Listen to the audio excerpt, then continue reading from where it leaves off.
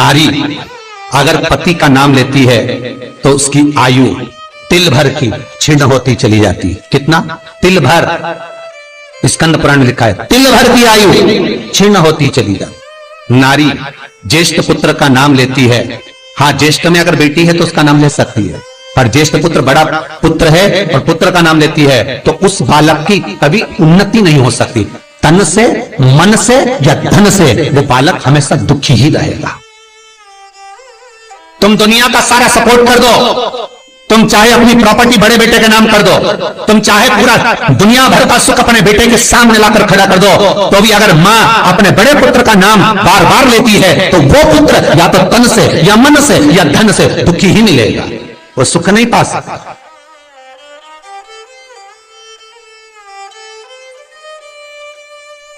और जिन जिन के घर में बड़ा पुत्र हो और बड़े पुत्र का नाम आप माताएं लेती हो तो उसकी दशा जरूर देख लेना एक बार। हो कथा गलत नहीं कर सकती, स्कंद पुराण कभी गलत नहीं जा सकती। आपके घर में भी अगर बड़ा पुत्र हो और पुत्र का नाम अगर आप ले रहे हो, हाँ ये जरूर है, अगर बेटी बड़ी और उसके बाद पुत्र बड़ा है तो वो ज्येष्ठ नहीं माना जाएगा। ध्यान रखना, ज्येष्ठ का मतलब होता है सबसे बड़ा पुत्र, उसके बाद सारे बच्चों का जन्म हुआ। क्योंकि बेटी अगर जन्म ले ली पहले फिर बेटा हुआ तो बेटी ज्येष्ठ कहलाएगी, बेटा नहीं कहलाएगा।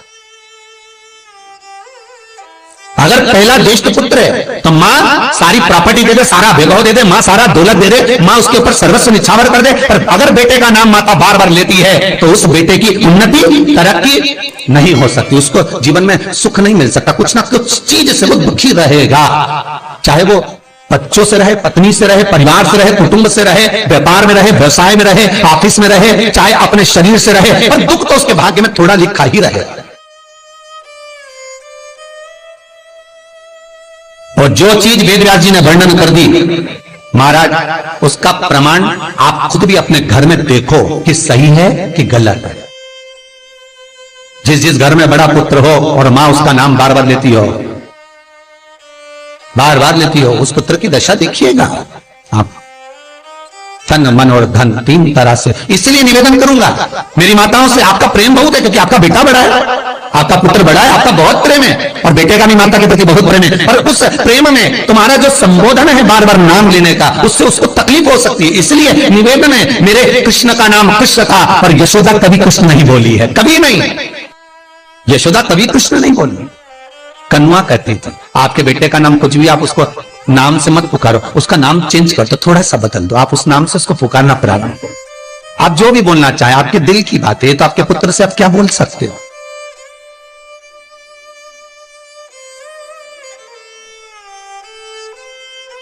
मेरी कौशल्या मैया राम को केवल राम ही कहती थी।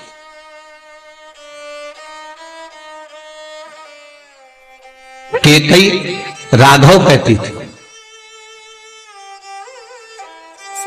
सुमित्रा रघु कहती थी, पर कौशल्या नाम नहीं बदली। और ज्येष्ठ पुत्र थे राम, बड़े थे,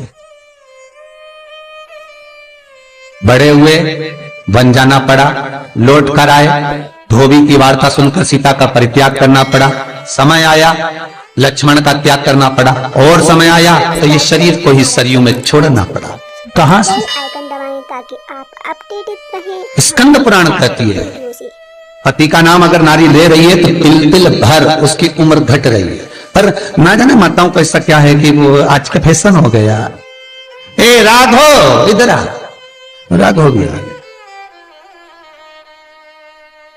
सब्सक्राइब करें हमारा नाम लेने में तिल भर की आयु घट जाए, ताकि आप अपडेटेड रहें। ज्येष्ठ पुत्र का नाम लेने में उसकी समृद्धि, उसका जो वैभव है, उसका जो सुख है वो घट रहा है।